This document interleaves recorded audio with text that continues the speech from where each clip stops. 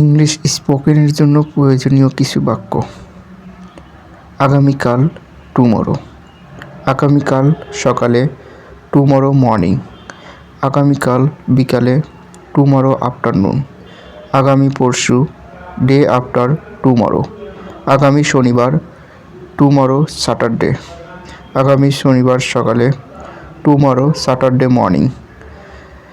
আগামী শনিবারের পরের শনিবার, the Saturday after the next. আগামী সপ্তাহের পরের সপ্তাহ, the week after the next. প্রতি শুক্রবার, every Friday.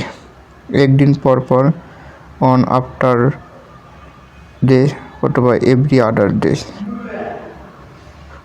On alternative day অথবা এভরি আদার ডে।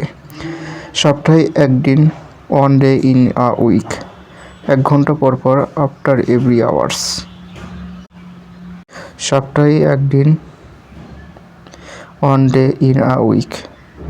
সপ্তাহে 7 দিন, 7 ডে ইন আ উইক।